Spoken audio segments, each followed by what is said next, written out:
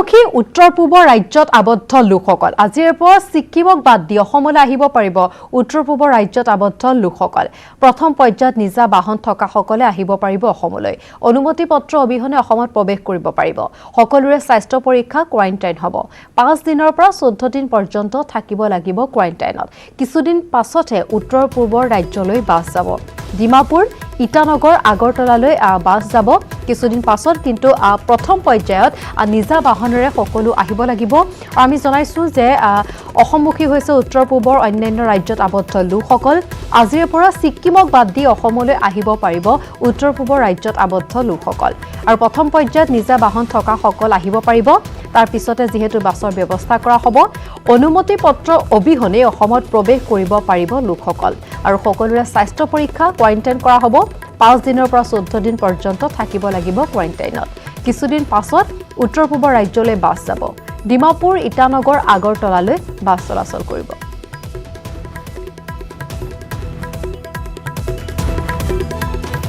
আৰু যেহেতু দেখা পোৱা গৈছে লখিমপুৰ জিলা অসম অৰুণাচল সীমান্তৱৰ্তী বান্দৰদুৱাত বিশেষ তৎপৰতা আৰক্ষীৰ প্ৰশাসন চিকিৎসকৰ দলৰ অৰুণাচলৰ পৰা আহিবলগীয়া লোকৰ বাবে প্ৰশাসনৰ ফালৰ পৰা বিশেষ ব্যৱস্থা গ্ৰহণ কৰা হৈছে কেনেদৰে ব্যৱস্থা গ্ৰহণ কৰা হৈছে সেই সকলোখিনি আমাক জনাব আমাক দেখুৱাব আমাৰ লখিমপুৰ সাংবাদিক সঞ্জীৱ লাহনে আজি দ্বিতীয় পৰ্যায়ৰ লকডাউন সমাপ্ত হৈছে আৰু অহা কালিৰ পৰা তৃতীয় পৰ্যায়ৰ লকডাউন আৰম্ভ হ'ব আৰু দ্বিতীয় পৰ্যায়ৰ লকডাউন শেষ হোৱাৰ লগে লগে ইতিমধ্যে আন্তঃৰাজ্যিক যিখিনি যাতায়াত ব্যৱস্থা সেইখিনি শিথিল কৰি দিয়া হৈছে ইখন ৰাজ্যৰ পৰা ইখন ৰাজ্যলৈ যাতায়াত কৰিব পাৰিব আৰু মই লখিমপুৰৰ পৰা অৰুণাচল সংযোগী যি মুখ্য পথ আছে অৰুণাচল ইটানগৰ সংযোগী বান্দৰদুৱাৰ পৰা মই দৃশ্যসমূহ দেখুৱাবৰ কাৰণে উপস্থিত আছোঁ আৰু দেখুৱাম অৰুণাচলৰ পৰা ওলাই অহা বহু সংখ্যক পুৱাই ওলাই আহিছে যিসকল নেকি শ্ৰমিক হিচাপে অৰুণাচলত আছিলে তেওঁলোক ওলাই আহিছে আৰু তেওঁলোক এতিয়া ঘৰলৈ যাব কিন্তু তাৰ আগে আগে তেওঁলোকক স্বাস্থ্য পৰীক্ষা কৰা হৈছে অসমত আৰু ঠিক সেইদৰে অৰুণাচললৈ যিসমূহ বাহনেই হওক বা লোকেই হওক অৰুণাচলৰ ভিতৰলৈ গৈছে তেওঁলোকৰো স্বাস্থ্য পৰীক্ষা কৰা হৈছে আৰু তেওঁলোকক যাৰ নেকি দেহত কিছুমান লক্ষণ দেখা দিব তেওঁলোকক কিন্তু কোৱাৰেণ্টাইন কৰা হ'ব বুলি এতিয়াও আমাক চিকিৎসকে জানিবলৈ দিছে মই দেখুৱাই আছোঁ সমগ্ৰ দৃশ্য স্বাস্থ্য পৰীক্ষা কৰি আছে চিকিৎসক আৰক্ষী সকলোৱে কষ্ট হৈ আছে আৰু সকলোৱে এটা যত্ন কৰিছে যাতে কোনো ধৰণৰ এইবাৰ নতুনকৈ আকৌ কৰোণা সংক্ৰমণ হ'ব নোৱাৰে বা তেওঁলোকে যিখিনি সাৱধানতা অৱলম্বন কৰিবলগীয়া আছে সেইখিনি সকলোখিনি সাৱধানতা অৱলম্বন কৰি আছে যথেষ্ট সংখ্যক শ্ৰমিক আছিল অৰুণাচলত বহুদিন ধৰি দুটা পৰ্যায়ৰ যি লকডাউন পাৰ হৈ গ'ল দুটা পৰ্যায়ৰ লকডাউনত আবদ্ধ হৈ আছিল তেওঁলোক আৰু এতিয়া আন্তঃৰাজ্যিক যাতায়াত ব্যৱস্থা শিথিল কৰি দিয়াৰ লগে লগে বা যাতায়াতৰ অনুমতি দিয়াৰ লগে লগে সেই শ্ৰমিকসকল ওলাই অহা পৰিলক্ষিত হৈছে আৰু দীৰ্ঘদিনৰ মূৰত এই শ্ৰমিকসকলে ঘৰ দেখিবলৈ পাব আৰু মই কথা পতাৰ যত্ন কৰিম যিসকল ইয়াত কৰ্মৰত আৰক্ষী আছে বা চিকিৎসক আছে তেওঁলোকৰ লগত মই কথা পতাৰ যত্ন কৰিম আৰু জানিবলৈ যত্ন কৰিম যে কেনেকুৱা ধৰণৰ এইসকলক পৰামৰ্শ দিয়া হৈছে বা কোনোবা তেনেকুৱা লক্ষণে কাৰোবাৰ গাত দেখা দিছে নেকি মই ব্যস্ত হৈ আছে তাৰ মাজতে মই কথা পতাৰ যত্ন কৰিম দেখা পোৱা গৈছে যে সেয়া চিকিৎসকে যিসকল অৰুণাচলৰ পৰা ওলাই আহিছে তেওঁলোকৰ লগত তেওঁলোকৰ যিখিনি তথ্য সেইখিনি সংগ্ৰহ কৰাত ব্যস্ত হৈ আছে কিন্তু তাৰ মাজতে মই কথা পতাৰ যত্ন কৰিম ক'ৰ পৰা কিমান দিন থাকিল অৰুণাচলত 2 মাহ বেছি কি কৰি আছিলে তাত কাম কৰি আছিলে হয় দেখুৱাইছোঁ যে যিসকলৰ মই তাৰ আগে আগে চিকিৎসকৰ লগতো কথা পতাৰ যত্ন কৰিম দেখুৱাইছোঁ যে এনেদৰে চিল মাৰি দিয়া হৈছে যে স্বাস্থ্য পৰীক্ষাৰ অন্তত চিল মাৰি দিয়া হৈছে হয়তো এজন ব্যক্তিক কোৱাৰেণ্টাইনলৈ পঠিওৱা হ'ব তাৰ আপোনালোকৰ লগত কথা পাতিম চিল যিসকলক মাৰি দিছে তেওঁলোক কোৱাৰেণ্টাইন যাব নেকি কোৱাৰেণ্টাইন যাব কেনেকুৱা ধৰণৰ লক্ষণ আছে তেওঁলোকৰ গাত এতিয়ালৈকে লক্ষণটো একো দেখা নাই বা লক্ষণ যদি ঠিকে আছে তাৰ পৰা আহিছে আমি তেওঁলোক এতিয়া স্ক্ৰিনিং কৰিছোঁ হয় ষ্টাম্পিং কৰিছোঁ আমি তেখেতসকলক ঘৰত পঠাই দিম আমি আশা বাইদেউৰ কণ্টেক্ট কৰিছোঁ তেওঁলোকক তাৰ পৰা আমি ঘৰতে কৰি মানে অৰুণাচলৰ পৰা যিসকল ওলাই আহিছে বহিৰাজ্যৰ পৰা যিসকল আহিছে সকলো কোৱাৰেণ্টাইনত থাকিব লাগিব হয় প্ৰথমতে তাৰপিছত হয়তো আকৌ ভৰাব পাৰে হয় হয় মই আৰক্ষী বিষয়া আছে আৰক্ষী বিষয়াৰ লগত কথা পতাৰ যত্ন কৰিম যে কেনেকুৱা ধৰণৰ সহযোগিতা পাইছেনে যিসকল অৰুণাচলৰ পৰা ওলাই আহিছে যিসকল অৰুণাচলৰ পৰা ওলাই আহিছে তেওঁলোকক আমি ডক্টৰ টিমৰ দ্বাৰা চেকআপ কৰিছোঁ যিখিনি নৰ্মেল আছে নৰ্মেল থকাখিনিক আমি যিহেতুকে বেলেগ এখন ষ্টেটৰ পৰা বেলেগ এখন ষ্টেটলৈ আহিছে ওপৰৰ নিৰ্দেশমতে আমি তেওঁলোকক সম্পূৰ্ণভাৱে সোধা পোছা কৰি ষ্টাম্প মাৰাইছোঁ ষ্টাম্প মাৰাৰ পিছত তেওঁলোকক বুজাই দিছোঁ যে ষ্টাম্প মাৰাৰ পিছত জানো ঘৰৰ পৰা 14 দিন ঘৰৰ পৰা বাহিৰ ওলাই নাযায় হয় হয় আৰু সঞ্জীৱ লাহনে দেখুৱালে বান্দৰদুৱাৰ পৰা শেহতীয়া পৰিৱেশ। পৰৱৰ্তী খবৰলৈ আগবাঢ়িছো। 1301 বৃদ্ধি হৈছে ভাৰতত কৰোনাত মৃতকৰ সংখ্যা। বিগত 24টা ঘণ্টাত 154 লোকৰ মৃত্যু ঘটিছে। ভাৰতত ভয়াৱহ হাৰত বৃদ্ধি পাইছে মৃত্যুৰ হাৰ। শনিবাৰে পুৱা 8 বজালৈ মৃত্যু হৈছে 1147 গৰাকী। মহাৰাষ্ট্ৰত সৰ্বাধিক 521 গৰাকী লোকৰ মৃত্যু হৈছে। ভাৰতৰ সংক্ৰমিত হৈছে 39,980 গৰাকী লোক। আমি জনাইছো ভাৰতত বৃদ্ধি পাইছে কৰোনাত মৃতকৰ সংখ্যা আৰু এই মুহূৰ্তলৈকে 1301 হৈছে ভাৰতত কৰোনাত মৃতকৰ সংখ্যা। বিগত 24 ঘণ্টাত 154 গৰাকী লোকৰ মৃত্যু হৈছে। ভয়াৱহ হাৰত মৃত্যুৰ হাৰ বৃদ্ধি পোৱা দেখা গৈছে ভাৰতত। শনিবাৰে পুৱা 8 বজালৈ মৃত্যুৰ সংখ্যা আছিল 1147 গৰাকী। মহাৰাষ্ট্ৰত সৰ্বাধিক 521 গৰাকী লোকৰ মৃত্যু ঘটিছে আৰু ভাৰতত সংক্ৰমিত হৈছে মুঠ 39,980 গৰাকী লোক।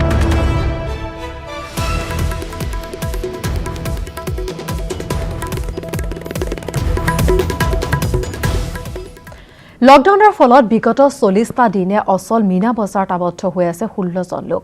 লকডাউনৰ পূৰ্বে তেজপুৰলৈ আহিছিল নগাঁও ঢিঙৰ ব্ৰাদাৰ এণ্টাৰপ্ৰাইজ নামৰ এখন মীনা বজাৰ। 70ৰ পৰা 100 জন লোকে চালুকীয়া অৱস্থাত আছিল যদিও লকডাউন ঘোষণা হোৱাৰ সময়তে ততাতৈয়াকৈ অধিকাংশ লোক ঘৰমুৱা হ'ল, কিন্তু থাকি গ'ল 16 জন লোক। ঢিঙৰ 3 জন, শিৱসাগৰ 2 জন আৰু লামডিঙৰ 1 জন, লগতে কলাইগাঁৱৰ 1 জন, গুৰেশ্বৰৰ 1 জন আৰু গুৱাহাটীৰ 2 জন, কামপুৰৰ 1 জন, বৰপেটাৰ 2 জন, পশ্চিম বংগৰ 2 জন আৰু নেপালৰ 1 জন সহ এই 16 জন লোক সম্প্ৰতি পথাৰৰ মেলাস্থলীতে তম্বুৰ তলত দিন কটাবলগীয়া হৈছে। আৰু ইফালে তীব্ৰ আৰ্থ সংকটত ভোগা দেখা গৈছে এই দলটোক আমন্ত্ৰণ জনোৱা কমিটিয়ে মাজে মাজে কিছু খাদ্য সামগ্ৰীৰ যোগান ধৰিছে, কিন্তু সেয়া তেওঁলোকৰ বাবে পৰ্যাপ্ত নহয়। প্ৰায় অনাহাৰে থকা দলটোৱে শাক-পাচলি তথা অন্যান্য গেলামালৰ সামগ্ৰী ক্ৰয় কৰিবলৈ উপায় নোহোৱাত সমীপৰ পথাৰত বিচাৰি কচুকে সিজাই ভক্ষণ কৰিবলগীয়া এক পৰিস্থিতিৰ সৃষ্টি হৈছে। বহুত কষ্টত চলি আছোঁ, উপায়তো নাই। এতিয়া মালখিনি লৈ পেলাই যাব পৰা নাই, নিৰাপয় হৈ আছে। এতিয়া চলিছিল কিমান দিন? এতিয়া 8 দিনমান চলিছিল, 1 মাহ কাৰণে আহিছিলোঁ। তাৰপিছত হঠাৎ লকডাউন হৈ গ'ল। উপায়তো নাই, তেওঁ আমাৰ নিৰুপায় হৈ গৈছে, যাব পৰা নাই। লকডাউনৰ সুযোগ গ্ৰহণ কৰি ৰাজ্যত একাংশই চলাই আছে গুটখাৰ কলা বজাৰ। ডুমডুমাৰ ৰূপবনৰ পৰা বৃহৎ পৰিমাণৰ গুটখা জব্দ কৰাৰ লগতে ৰূপবনৰ শ্ৰৱণ জয়ছোৱালৰ পুত্ৰ ৰোহিত জয়ছোৱাল নামৰ ব্যৱসায়ীজনক আটক কৰিছে আৰক্ষীয়ে। জয়ছোৱালৰ ঘৰৰ পৰা জব্দ কৰিছে এই গুটখাখিনি। জখলাবন্ধাটো আৰক্ষীয়ে জখলাবন্ধা বাণিজ্যিক এলেকাত অভিযান চলাই ৰাজুমণি কুমাৰ নামৰ পাইকাৰী ব্যৱসায়ীজনে বিক্ৰীৰ বাবে মজুত কৰি ৰখা বুজন পৰিমাণৰ ধপাত গুটখা জব্দ কৰিছে। কাৰ্যবাহী দণ্ডাধীশৰ উপস্থিতিত আৰক্ষীয়ে জব্দ কৰিছে ৰাজকুমাৰ গোদামত অবৈধভাৱে মজুত কৰি ৰখা বৃহৎ পৰিমাণৰ ফটকা। এই জব্দকৃত সামগ্ৰীখিনিৰ বজাৰ মূল্য প্ৰায় 2 লক্ষাধিক টকা। জব্দকৃত ধপাত গুটখাখিনি জ্বলাই দিছে আৰক্ষীয়ে। নগাঁৱৰ ইটাচালি আৰক্ষীয়ে চহৰখনৰ নতুন বজাৰত অভিযান চলাই বৃহৎ পৰিমাণৰ গুটখা জব্দ কৰিছে। প্ৰশাসনৰ চকুত ধূলি দি এই ব্যৱসায় চলাই যোৱা তাপস দাস নামৰ ব্যৱসায়ীগৰাকীকো আৰক্ষীয়ে আটক কৰিছে।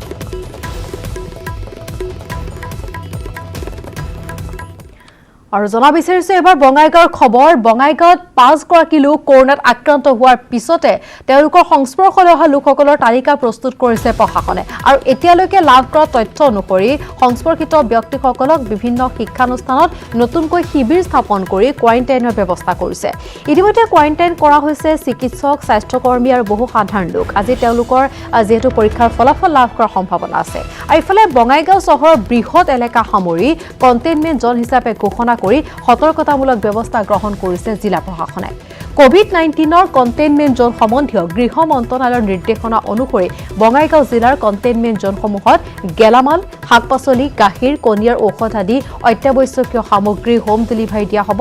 আৰু ফাৰ্মাচী, গেলামালৰ দোকান আৰু সুলভ মূল্যৰ দোকান ৰাতিপুৱা 10 বজাৰ পৰা দুপৰীয়া 2 বজালৈ খোলা হ'ব।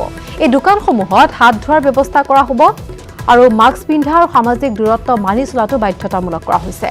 গাড়ী বাহনৰ সোঁতৰ আৰু দেখা গৈছে যে 22 নম্বৰ ৱাৰ্ডত প্ৰৱেশ লগতে প্ৰস্থান জিলা প্ৰশাসনৰ দ্বাৰা নিয়ন্ত্ৰিত কৰা হ'ব। আৰু বঙাইগাঁৱৰ শেহতীয়া যি দেখা গৈছে কৰোনা 5 গৰাকী আক্ৰান্ত হোৱাৰ পাছত নীতি নিৰ্দেশনা জাৰি কৰা হৈছে, কঠোৰ হৈছে বঙাইগাঁও জিলা প্ৰশাসন। আৰু বঙাইগাঁৱৰ শেহতীয়া খবৰ এই মুহূৰ্তত আমাক জনাব, কেনেধৰণৰ নীতি নিৰ্দেশনা জাৰি কৰা হৈছে সকলোখিনি জনাব আমাৰ বঙাইগাঁৱৰ সাংবাদিক উপানন্দ শৰ্মাই। বঙাইগাঁও জিলাৰ 5গৰাকীকৈ লোকৰ গাত কৰোনাই ধৰা পৰাৰ পিছত ইতিমধ্যে প্ৰশাসনে তৎপৰতাৰে বিভিন্ন কাৰ্য গ্ৰহণ কৰিছে। দেখা গৈছে যে একেদিনাই 4গৰাকীকৈ লোক বঙাইগাঁও জিলাত কৰোনা ধৰা পৰিছিলে। ইয়াৰ পিছত যথেষ্ট উদ্বেগজনক পৰিস্থিতি বঙাইগাঁও জিলাত উদ্ভৱ হৈছিলে, কিয়নো সেইসকল লোকৰ বিষয়ে কোনো তথ্য নাছিল বা তেনেধৰণৰ ট্ৰেভেল হিষ্ট্ৰী নাছিল। কিন্তু বৰ্তমান প্ৰশাসনে সেই কেছসমূহ ঘটনাসমূহ অধ্যয়ন কৰিছে আৰু কেইবাটাও গুৰুত্বপূৰ্ণ তথ্য লাভ কৰিছে। আৰু ইয়াৰ মাজতে প্ৰশাসনে বিভিন্ন সতৰ্কতামূলক ব্যৱস্থা গ্ৰহণ কৰা দেখা গৈছে যে 4গৰাকী যি একেদিনাই আক্ৰান্ত হৈছিলে তেওঁলোকৰ 2গৰাকীকৈ লোক স্বাস্থ্যকৰ্মী। গতিকে এই মুহূৰ্তত সেই 4গৰাকীকৈ লোকৰ সংস্পৰ্শলৈ অহা ব্যক্তিসকলৰ তালিকা প্ৰস্তুত কৰিছে আৰু কোন কোন লোক সংস্পৰ্শলৈ আহিছিলে সেই কথা তেওঁলোকে অধ্যয়ন কৰি সেইসমূহ লোক কোৱাৰেণ্টাইনৰ ব্যৱস্থা কৰিছে। বিশেষকৈ দেখা গৈছে যে স্বাস্থ্যকৰ্মীসকল যি সংস্পৰ্শিত হৈছিলে লোকসমূহ তেওঁলোকৰ ভিতৰত গৰ্ভৱতী মহিলা, শিশু, আশাকৰ্মী এওঁলোক বেছি আছিলে। ইয়াৰ উপৰি সাধাৰণ লোকৰো তেওঁলোকৰ সংস্পৰ্শলৈ আহিছিলে। গতিকে প্ৰশাসনে তালিকা প্ৰস্তুত কৰিছে আৰু তালিকাখন যথেষ্ট দীঘলীয়া হোৱাৰ সম্ভাৱনা আছে। নিশাৰ ভাগৰ পৰা দেখা গৈছিলে যে কোৱাৰেণ্টাইন শিবিৰসমূহ স্থাপন কৰিছে। বিভিন্ন বিদ্যালয়ত নতুনকৈ কোৱাৰেণ্টাইন শিবিৰ স্থাপন কৰা হৈছে আৰু যিসমূহ অঞ্চলত এই কৰোনা আক্ৰান্তসকল বাস কৰিছিলে তেওঁলোকৰ অঞ্চলতে এই বিদ্যালয়সমূহত কোৱাৰেণ্টাইন শিবিৰ মুকলি কৰা পৰিলক্ষিত হৈছে। আৰু যিমান দূৰ তথ্য লাভ কৰিছে সেই ভিত্তিত এই লোকসকলৰ তালিকাসমূহ লৈ তেওঁলোকক কোৱাৰেণ্টাইন কৰা হৈছে আৰু ইতিমধ্যে নিশাৰ ভাগৰ পৰা সেই কাৰ্যসূচী আৰম্ভ হোৱা বুলি আমি জানিব পাৰিছোঁ। দেখা গৈছে যে যিসকল লোক ইতিমধ্যে আগৰ পৰাই কোৱাৰেণ্টাইন হৈছে তেওঁলোক ধৰা পৰাৰ পিছতে 9গৰাকীকৈ চিকিৎসক, স্বাস্থ্যকৰ্মী আৰু সাধাৰণ লোকক এখন তালিকা প্ৰস্তুত কৰি তেওঁলোকক ইতিমধ্যে শিৱালী হোটেলকে ধৰি কেইবাখন হোটেলত তেওঁলোকক ৰখা হৈছে আৰু ইতিমধ্যে তেওঁলোকৰ তেজৰ নমুনা পৰীক্ষাৰ বাবে প্ৰেৰণ কৰা হৈছে। আজি তেওঁলোকৰ সম্ভাৱনা আছে যে তেওঁলোকৰ তেজৰ নমুনাৰ ফলাফল আজি ওলাব। গতিকে যথেষ্ট উৎকণ্ঠাৰে বঙাইগাঁও জিলাই বাট চাই থকা পৰিলক্ষিত হৈছে যে আজি ফলাফল কি হ'ব আৰু ইয়াৰ ওপৰতেও যথেষ্টখিনি বঙাইগাঁৱৰ পৰিস্থিতিৰ কথা নিৰ্ভৰ কৰিব। দেখা গৈছে আন ক্ষেত্ৰত দেখা গৈছে যে বঙাইগাঁও চহৰখন গোটেই কণ্টেইনমেণ্ট জোনত সোমাই পৰা পৰিলক্ষিত হৈছে, কিয়নো যি 4গৰাকীকৈ কৰোনা আক্ৰান্ত আছিলে তেওঁলোকৰ 3গৰাকীয়ে বঙাইগাঁও জিলা সদৰৰ অন্তৰ্গত। গতিকে এনে ক্ষেত্ৰত বঙাইগাঁও চহৰখনৰ এটা অংশ, বৃহৎ অংশ গতিকে এই কণ্টেইনমেণ্ট জোনত সোমাই পৰিছে। ইয়াৰ ভিতৰত বঙাইগাঁও জিলা উপায়ুক্ত কাৰ্যালয়ো আছে। পুৰণি বঙাইগাঁৱৰ পৰা পাগলাস্থানৰ ট্ৰাফিক পইণ্ট এইখিনি গোটেইখিনি কণ্টেইনমেণ্ট জোনত সোমাই পৰাৰ ভিতৰত ইয়াতে ঔষধ পাতি সকলোখিনি সা সুবিধা ইয়াতে বন্ধ কৰা হৈছে। গতিকে প্ৰশাসনৰ এই পদক্ষেপৰ পিছত ৰাইজ কিছু সমস্যাৰো সন্মুখীন হোৱা দেখা গৈছে। আৰু উপানন্দে আমাক জনালে শেহতীয়া বঙাইগাঁৱৰ পৰিৱেশ পৰিস্থিতি। আৰু এই মুহূৰ্তত জনা বিচাৰিছোঁ বহিৰাজ্যত আবদ্ধ যিসকল অসমৰ লোক তেওঁলোকৰ সহায়ৰ বাবে প্ৰশাসনৰ ফালৰ পৰা নম্বৰ মুকলি কৰা হৈছে আৰু এই নম্বৰটো হৈছে 7428159966। পুনৰবাৰ জনাইছোঁ 7428159966। এজন লোকে মাত্ৰ এবাৰ মিছ কল দিলেই হ'ব এই নম্বৰটোত। উত্তৰ পূবৰ ৰাজ্যসমূহক বাদ দি বাকী ৰাজ্যসমূহত আবদ্ধ লোকৰ বাবে মুকলি কৰা হৈছে এই নম্বৰ। মিছ কল দিয়াৰ 48 ঘণ্টাৰ পাছত পাব এটা লিংক। এই লিংকটোত দিব লাগিব নিজৰ সবিশেষ তথ্য। পূৰ্বে মিছ কল দিয়াসকলে পুনৰ দিব নালাগে। নিজৰ বাহন থকাসকলে মেইল কৰিব লাগিব আৰু মেইলত তেওঁলোকে ই-পাছ লাভ কৰিব। আৰু মেইল আইডিটো জনাব বিচাৰিছোঁ assam@transport@gmail.com মেইল কৰিব পাৰিব। আৰু অসমত প্ৰৱেশৰ পূৰ্বে হ'ব সকলোৰে স্বাস্থ্য পৰীক্ষা আৰু কোৱাৰেণ্টাইন। শ্ৰীৰামপুৰ, বক্সিৰহাটত কোৱাৰেণ্টাইন কৰা হ'ব। সুস্থ লোকসকলক হোম কোৱাৰেণ্টাইনত ৰখা হ'ব। 5 দিনৰ পৰা 14 দিন পৰ্যন্ত তেওঁলোক কোৱাৰেণ্টাইনত থাকিব লাগিব। শ্ৰীৰামপুৰ, কোকৰাঝাৰত কোৱাৰেণ্টাইনত ৰখা হ'ব বৰপেটা, বঙাইগাঁৱৰ লোকক। চিৰাং, ধুবুৰী, গোৱালপাৰা লোকক কোকৰাঝাৰত কোৱাৰেণ্টাইন কৰা হ'ব।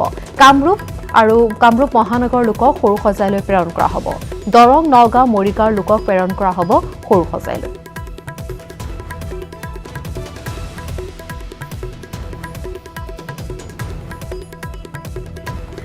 আহিছোঁ নুমলীগড়ৰ এক খবৰলৈ। নুমলীগড়ত হাতী আৰু মানুহৰ ভয়াৱহ সংঘাত। একাংশ জীৱশ্ৰেষ্ঠই বন্যহস্তীৰ গালৈ মাৰিছে জোঙা খেল।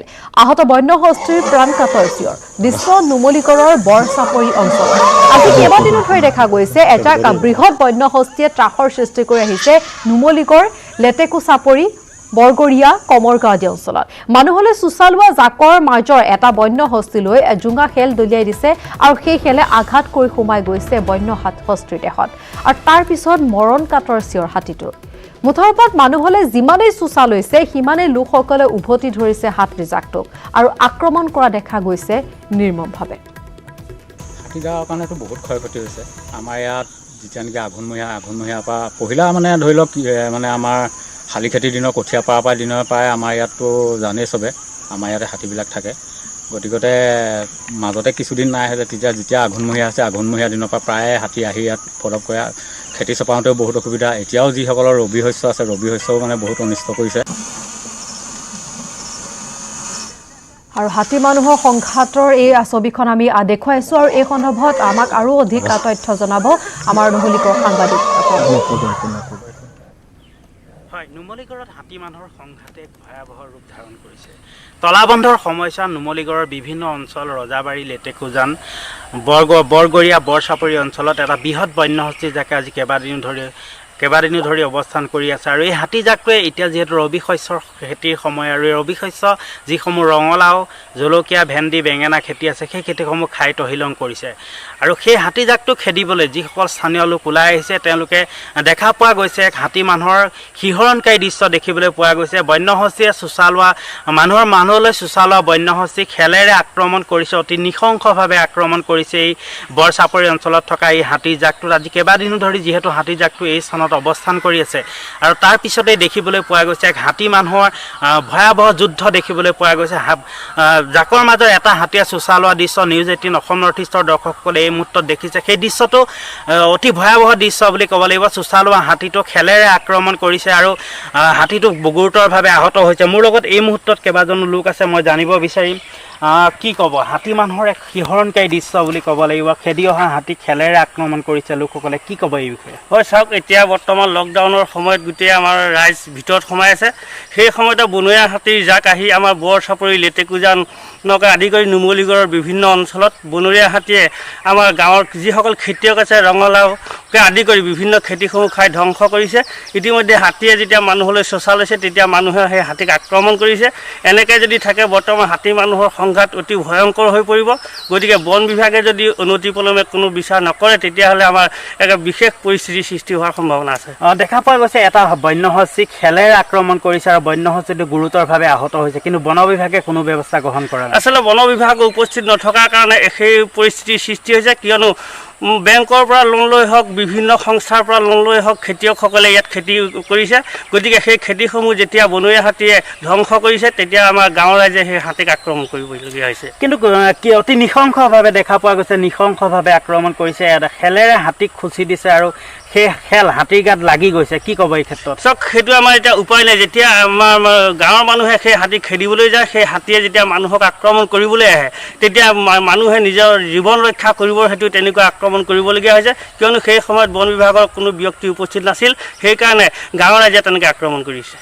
হাতীটো আঘাতপ্ৰাপ্ত হৈছে, কি দেখিছিলে আপুনি? হাতীটো আচলতে কিহেৰে আক্ৰমণ কৰিছে? হাতীটো আচলতে বলমে আক্ৰমণ কৰা দেখা গৈছে। সেই বলম মানে মুখৰ ওচৰত লাগি পেলাই হাতীটো মানে উৎপাত কৰিবলগীয়া হৈছে। আহত হৈছে বৰ্তমান। হয়, মানে এনেদৰে চলি আহিছে দীৰ্ঘদিনে? এতিয়া দীৰ্ঘদিনে মানে চলি আহিছে, কাৰণ মানুহেতো এতিয়া ধৰক খেতি পথাৰখিনি যদি ৰক্ষা নকৰে তেতিয়াহ'লেতো মানুহৰ অৱস্থা কাহিল হ'ব। সেইকাৰণে আৰু প্ৰণৱে দেখুৱালে নুমলীগড় শেহতীয়া ছবিৰ পিছতে দৰ্শকক লৈ যাব বিচাৰিছোঁ পোনপটীয়াকৈ ডিব্ৰুগড়লৈ, যিহেতু ডিব্ৰুগড়ত সাংবাদিকসকলৰ স্বাস্থ্য পৰীক্ষা কৰোৱা হৈছে, কৰোণা পৰীক্ষা কৰোৱা হৈছে। কাৰণ দেখা গৈছে বিভিন্ন বিগত সময়ছোৱাত সাংবাদিকসকলেও তেওঁলোকে নিজৰ জীৱনত উচ্চ জ্ঞান কৰি তেওঁলোকে সেৱা আগবঢ়াই আহিছে। বিভিন্ন স্থানত তেওঁলোকে কৰ্তব্য ক্ষেত্ৰত বা ৰাইজক খবৰ জনোৱাৰ স্বাৰ্থত যিহেতু তেওঁলোকে বিভিন্ন স্থানলৈ গৈছে, সংবাদ সংগ্ৰহ কৰিছে, গতিকে তেওঁলোকৰো আজি কৰোণা পৰীক্ষা কৰা হৈছে।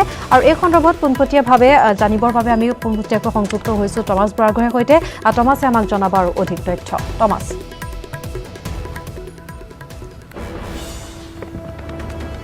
হয়, চাওক, কিবা বাতৰি সংগ্ৰহৰ বাবে আমি বিভিন্ন ঠাই ঘূৰি ফুৰিবলগীয়া হৈছে। যদিও ডিব্ৰুগড় গ্ৰীণ জ'নত আছে তথাপিও আমি বিভিন্ন ঠাই ঘূৰি ফুৰিছোঁ। আৰু আজি এটা ভাল কথা এইটোৱে যে ডিব্ৰুগড়ৰ যিসকল সাংবাদিক, বিশেষকৈ যিসকল ইলেক্ট্ৰনিক মাধ্যমৰ সাংবাদিক, তেওঁলোকৰ আজিৰ দিনটোত স্বাস্থ্য পৰীক্ষা কৰোৱা হৈছে। কাইলৈ তাৰ ৰিজাল্ট আহিব। বৰ্তমান সময়ত ডিব্ৰুগড় যুটীয়া স্বাস্থ্য সঞ্চালক নৱজ্যোতি গগৈ আছে, আমি তেওঁলোকৰ প্ৰথমে কথা পাতি ল'ব বিচাৰিছোঁ। আৰু মোৰ লগত জ্যেষ্ঠ সাংবাদিকো আছে, তেওঁলোকৰ লগতো কথা পাতিম। ছাৰ, যিহেতু আজি সাংবাদিকসকলৰ স্বাস্থ্য পৰীক্ষা কৰা হৈছে আৰু পৰ্যায়ক্ৰমে জানিব পাৰিছোঁ যে আৰক্ষীসকলো আৰু চিকিৎসা কৰ্মীসকলেও এনেদৰে পৰীক্ষা কৰা হ'ব, কি কয় ছাৰ?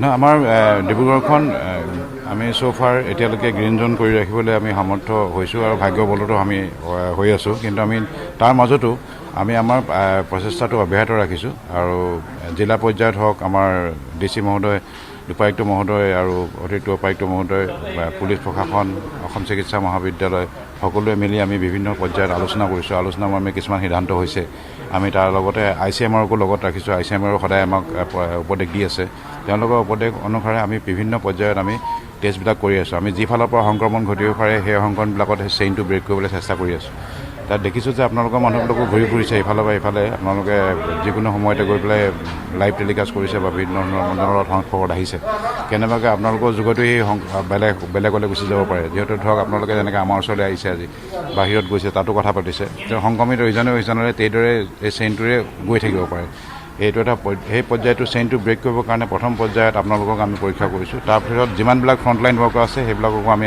পৰ্যায়ক্ৰমে কৰি গৈ থাকিম হয় ইভাৰ বৰ্তমান ডিব্ৰুগড় যিখন বৈদ্যুতিক মাধ্যমৰ সাংবাদিক আছে ফটো সাংবাদিক আছে প্ৰায় সকলোৱে আজি কিন্তু পৰীক্ষা সম্পন্ন হৈছে আৰু কাইলৈ দিনটোত সেই ৰিজাল্ট অহা হ'ব জ্যেষ্ঠ সাংবাদিক আছে অনিল পুত্ৰৰ ডাঙৰীয়া আমি তেওঁৰ লগতো কথা পাতিবলৈ বিচাৰিম যিহেতু স্বাস্থ্য বিভাগৰ ফালৰ পৰা এটা ভাল পদক্ষেপ যিহেতু বৈদ্যুতিক মাধ্যমৰ যিসকল সাংবাদিক আছে যিসকলে বিভিন্ন ঠাইত ঘূৰি ফুৰিবলগীয়া হৈছে বাতৰি সংগ্ৰহৰ বাবে নিজৰ কৰ্তব্যৰ বাবে তেওঁলোকক আজি এইদৰে এতিয়া পৰীক্ষা কৰা হৈছে নিশ্চয় এটা ভাল পদক্ষেপ হয় নিশ্চিতভাৱে এক ভাল পদক্ষেপ বুলি ক'ব লাগিব যিহেতু আমি বহুদিনৰ পৰা আমি এনেধৰণে বাতৰি সংগ্ৰহ কৰিবলৈ আমি বাহিৰলৈ ওলাই যাবলগীয়া হৈছিলে আৰু সকলোৱে এক শংকাত ভুগিছিলে আৰু যিহেতু ৰাজ্য চৰকাৰৰ যি নিৰ্দেশনা তাৰপিছতে জিলা প্ৰশাসনে বিশেষকৈ স্বাস্থ্য বিভাগে যি পদক্ষেপ গ্ৰহণ কৰিছে আমি শলাগ লৈছোঁ আৰু এই ফলাফল আমি অহাকাইলৈ যিহেতু লাভ কৰিবলৈ সক্ষম হ'ম তাৰপিছতে আমি সকলো সাংবাদিক শংকামুক্ত হ'ম আৰু সকলোৱে যাতে আমি আৰু মানে যি সতৰ্কতা ল'ব লাগে সেই সতৰ্কতাসমূহ অৱলম্বন কৰি আমি নিজৰ কাৰ্য সম্পাদন কৰিবলৈ সক্ষম হ'ম হয় বিভিন্নজন আছে আমি তেওঁলোকৰ লগত কথা পাতিবলৈ চেষ্টা কৰিম আৰু বিভিন্ন ঠাইত আমি ঘূৰি ফুৰিবলগীয়া হৈছে প্ৰতিজন সাংবাদিকে ঘূৰি ফুৰিবলগীয়া হৈছে বাতৰি সংগ্ৰহৰ বাবে আৰু শংকা যথেষ্ট থাকে সকলোৰে মনত শংকা থাকে কিজানি আমাৰ বিয়পি পৰিছে এই ব্যাধি আজি যিহেতু পৰীক্ষা কৰা হৈছে নিশ্চয় এটা ভাল খবৰ এইটো সঁচা কথা ক'বলৈ গ'লে এটা সকাহ আমিও বিভিন্ন সময়ত সংবাদ মাধ্যমৰ যোগেদি বাতৰি সংগ্ৰহ কৰিবলৈ গৈ আছোঁ বিভিন্নজনৰ ওচৰত গৈছোঁ কথা পাতিছোঁ সংস্পৰ্শলৈ আহিছোঁ অত্যাধিকভাৱে আমিয়ে সংস্পৰ্শলৈ আহিছোঁ চাগে কাৰণ কেলৈ চিকিৎসালয়লৈ গৈছোঁ বাৰে অহা যোৱা হৈ আছে মন্ত্ৰী আমোলা বিষয়ে আমি বাতৰি সংগ্ৰহ কৰিবলৈ যাব লগা হৈছে আৰু তেনে ক্ষেত্ৰত দেখা গৈছে যে সেইখিনি সময়ত যেতিয়া আমি উভতি আহোঁ আমিও চিন্তা কৰোঁ যে আমি কেনেবাকৈ সংক্ৰমণত আহিছোঁ নেকি আৰু আজি এক প্ৰকাৰে সকাহে ক'ব লাগিব যে ইয়াৰ পজিটিভ ৰিজাল্ট বা নিগেটিভ ৰিজাল্ট যিয়ে ওলাওক আৰু ইভা মই এইখিনিতে কৈ থ'ব বিচাৰিছোঁ বিগত এটা মাহ ধৰি মোৰ যিহেতু ঘৰত এটি সন্তান আছে 3 বছৰীয়া সন্তানৰ ওচৰলৈ মই বিগত এটা মাহ ধৰি যোৱা নাই মোৰ দেউতা যিহেতু তেখেতৰ যথেষ্ট বয়স আছে 18 বছৰ ধৰি তেখেতৰ চুগাৰ পেচেণ্ট গতিকে তেখেতৰ ওচৰলৈ এটা মাহ ধৰি আজি যোৱা নাই আৰু কথা পাতি ল'ব বিচাৰিছোঁ দাদা এতিয়ালৈকে কিমানজনৰ পৰীক্ষা কৰা হ'ল সাংবাদিক আজি আমাৰ এতিয়া 31 জনক আমাৰ ইলেক্ট্ৰনিক মিডিয়া কৰা হৈছে প্লাছ 2জন আমাৰ হেল্থ এমপ্লয় কৰা হৈছিলে যিহেতু আমাৰ হেল্থ এমপ্লয় আমাৰ এক্সপ'জ হৈ আছে ফিল্ডত স্পেচিয়েলি বহুমুখী স্বাস্থ্যকৰ্মী যেতিয়া ফিল্ডত ভিজিট কৰি আছে বহুতে তেওঁক আমাৰ 2জনক কৰা হৈছে এতিয়া হয় ইভা ইতিমধ্যে 31জন সাংবাদিকক বৰ্তমান পৰীক্ষা কৰা হৈছে আৰু কাইলৈ ইয়াৰ ফলাফল আহিব তাৰপিছত আমি গম পাম ইভা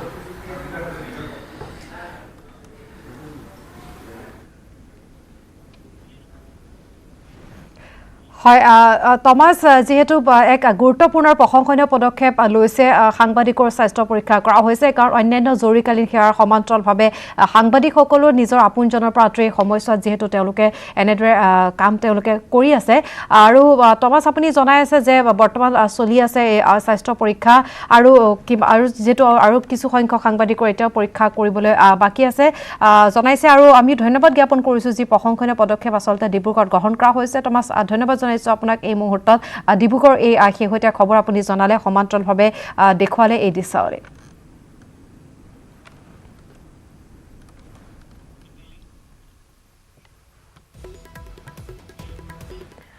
আৰু ইফালে কৰোনাৰ বিৰুদ্ধে যুঁজি থকা সকলক দেশজুৰি চেলুট জনোৱাৰ সময়তে বঙাইগাঁৱত সংঘটিত হ'ল এক অমানৱীয় কাণ্ড খুদ প্ৰশাসনৰ লোককে ভাড়াঘৰত প্ৰৱেশত বাধা দিলে হৃদয়হীন মালিকে মানসিক হাৰাশাস্তিৰ সন্মুখীন ভাৰতীয় হিচাপে থকা অতিৰিক্ত উপায়ুক্ত অনুপম চৌধুৰীৰ লগতে তেওঁৰ কণমানি সন্তানসহ পত্নী ভাড়াঘৰ মালিক অৱসৰপ্ৰাপ্ত বিষয়া ৰোহিণী চৌধুৰীৰ বিৰুদ্ধে অভিযোগ ৰোহিণী চৌধুৰীৰ পত্নী এখন কলেজৰ প্ৰবক্তা ঘটনাৰ সন্দৰ্ভত ইতিমধ্যে আৰক্ষীয়ে তদন্ত আৰম্ভ কৰিছে আৰু বঙাইগাঁৱত এই অমানৱীয় কাণ্ড সংঘটিত হৈছে কৰোনাৰ যোদ্ধাক এনেদৰে মানসিক হাৰাশাস্তি প্ৰদান কৰা হৈছে আৰু ইয়াৰ পূৰ্বে এনেধৰণৰ বাতৰি যিহেতু আমাৰ হাতলৈ আহিছিল যাৰ পৰিপ্ৰেক্ষিতত নিউজ 18 অসম নৰ্থ ইষ্টৰ ফালৰ পৰা জিলা প্ৰশাসনৰ ফালৰ পৰা চৰকাৰৰ ফালৰ পৰা বাৰে বাৰে অনুৰোধ কৰা হৈছিল যাতে এনেধৰণৰ কাণ্ড সংঘটিত নকৰে ভাড়াঘৰৰ মালিকক 50% ভাড়া ৰেহাই দিয়াৰ কথাও যি সময়ত অনুৰোধ হিচাপে আহিছে কিন্তু তেনে সময়তে এই কাণ্ড সংঘটিত কৰা দেখা গৈছে ভাড়া কমাই দিয়াটো দূৰৰে কথা ভাড়াঘৰত থকা লোকক এনেদৰে আচলতে অমানৱীয় ব্যৱহাৰ তেওঁলোকে কৰিছে খুদ প্ৰশাসনৰ লোকক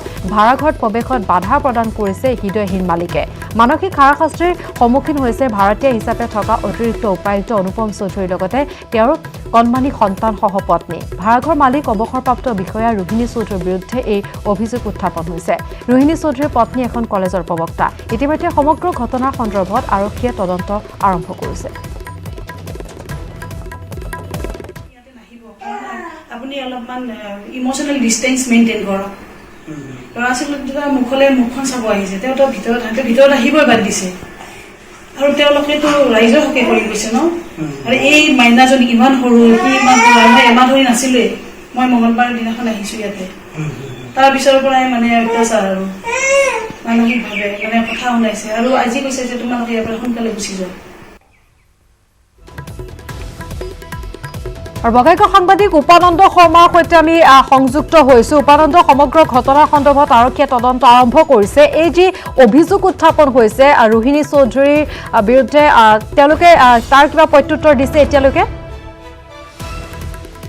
দুৰ্ভাগ্যজনক ঘটনা যি সময়ত দেশজুৰি কৰোনা যোদ্ধাসকলক চেলুট জনাইছে তেওঁলোকৰ মনোবল বৃদ্ধি কৰাৰ কাৰণে ৰাইজেও আগভাগ লৈছে কিন্তু এনে সময়তে বঙাইগাঁৱত এগৰাকী অৱসৰপ্ৰাপ্ত প্ৰশাসনিক বিষয়া আৰু তেওঁৰ পত্নীয়ে এগৰাকী অতিৰিক্ত উপায়ুক্ত শাৰীৰিক মানসিক অত্যাচাৰ চলোৱা পৰিলক্ষিত হৈছে আৰু আজি ৰাতিপুৱাই তেওঁৰ পত্নীক ঘৰৰ পৰা দুটা কণমানি সন্তান তেওঁৰ আছে পত্নীক ওলাই যাব কৈছে সন্তানসহ ওলাই যাব কৈছে তেওঁ কৈছে যে তেওঁলোক কৰোনাৰ বাহক যিহেতু দিন ৰাতি তেওঁলোকে কৰোনাৰ বিৰুদ্ধে যুঁজ কৰি আহিছে বিভিন্ন স্থানত গৈছে গতিকে তেওঁলোক কৰোনা সংক্ৰমণ হ'ব পাৰে সেইকাৰণে তেওঁক বেয়াকে মন্তব্য কৰিছে আৰু ঘৰ এৰি ওলাই যাবলৈ আজি পুৱাৰ ভাগতে নিৰ্দেশ দিছে উপায়ন্তৰ হৈছে এতিয়া পৰিয়ালটো গতিকে এই কেৱল আজিয়ে নহয় জানিব পৰা মতে আজি 3 দিন ধৰি অতিৰিক্ত উপায়ুক্ত অনুপম ডেকাক তেওঁৰ ঘৰত ভাড়াঘৰত যাবলৈ দিয়া নাই এইগৰাকী মালিকে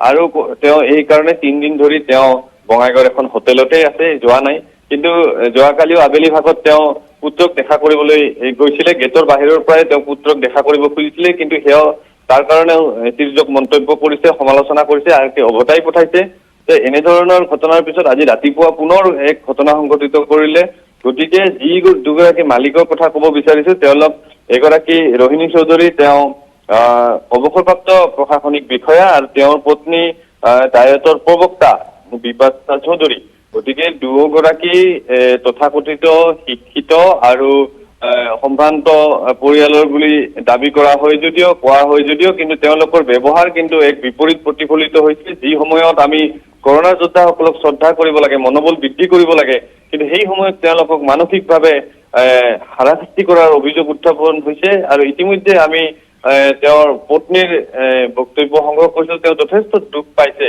কিয়নো তেওঁ এই সময়ত লকডাউনৰ সময়ত তেওঁ ক'ত যাব কলৈ যাব ঘৰ যেহেতু খালী কৰিবলৈ নিৰ্দেশ দিছে আৰু ইয়াৰ পিছতে এই খবৰ পাই আৰক্ষী দল আজি তেওঁলোকৰ ঘৰত উপস্থিত হৈছিল আৰু ঘটনাৰ তদন্ত আৰম্ভ কৰিছে আৰু সমগ্ৰ ঘটনাই প্ৰতিক্ৰিয়া সৃষ্টি কৰা পৰিলক্ষিত হৈছে যি সময়ত আমি মনোবল বৃদ্ধি কৰিব পৰা নাই যোদ্ধাসকলৰ কিন্তু এনে সময়ত মানসিকভাৱে হাৰাশাস্তি কৰাৰো আমাৰ কোনো অধিকাৰ নাই নিশ্চয় কোনো অধিকাৰ নাই উপানন্দ আৰু আপুনি জনাইছে আচলতে তেওঁলোক নামত আচলতে শিক্ষিত কিন্তু তেওঁলোকৰ যি ব্যৱহাৰ বা তেওঁলোকে যি মানসিকতাৰ পৰিচয় দিছে আচলতে সেয়া কোনো প্ৰকৃত আচলতে শিক্ষিত বা সম্ভ্ৰান্ত ঘৰৰ মানুহে এনে কাণ্ড কেতিয়াও আচলতে সংঘটিত নকৰে গতিকে তেওঁলোকে নিজৰ কোনো স্বীকাৰোক্তি প্ৰদান কৰিছে আৰক্ষীৰ জেৰাত বা সংবাদ মাধ্যমৰ আগত কিয় আচলতে তেওঁলোকে এনেকুৱা কৰিছে তেওঁলোকে টিভি সন্মুখত বা আমাৰ সন্মুখত স্পষ্টভাৱে এই কথা ক'বলৈ তেওঁলোকে সাহস গোটাব পৰা নাই আমি তেওঁলোকৰ প্ৰতিক্ৰিয়াও জানিব বিচাৰিম কিন্তু এটা কথা তেওঁলোকে আমাক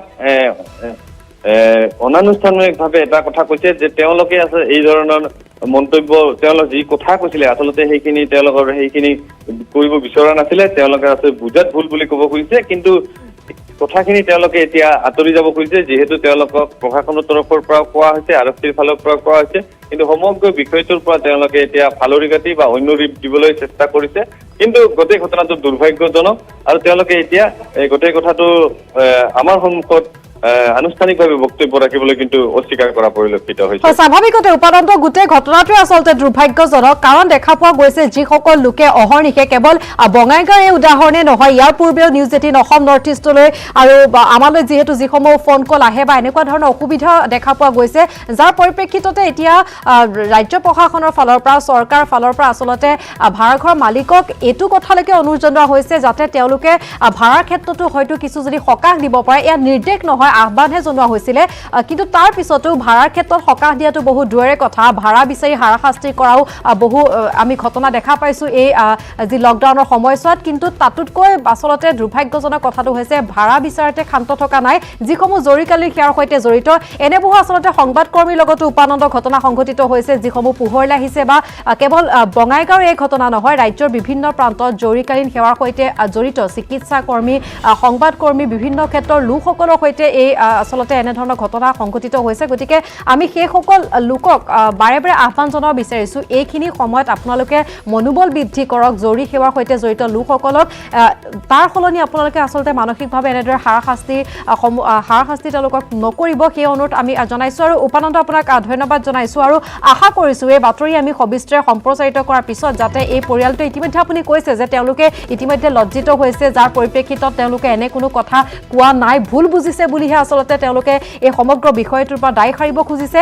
কিন্তু আমি বিচাৰিছোঁ কেৱল বঙাইগাঁৱতে নহয় আৰু এনেকুৱা যি খবৰ আমাৰ সন্মুখলৈ আহিছে, সকলো আচলতে ভাড়াঘৰ মালিক বা ওচৰ চুবুৰীয়া লোক সকলোকে আমি অনুৰোধ জনাম, আপোনালোকে জৰুৰীকালীন সেৱাৰ সৈতে জড়িত লোকসকলক এনেদৰে আচলতে হাৰাশাস্তি নকৰিব মানসিকভাৱে, ওলোতে আপোনালোকে তেওঁলোকৰ মনোবলহে বৃদ্ধি কৰিব লাগে। যদি মনোবল বৃদ্ধি কৰিব নোৱাৰে, সহায় কৰিব নোৱাৰে, তেনেহ'লে তেওঁলোকক অপমান কৰাৰো বা এনেদৰে মানসিকভাৱে হাৰাশাস্তি কৰাৰো আপোনালোকৰ কোনো অধিকাৰ নাই।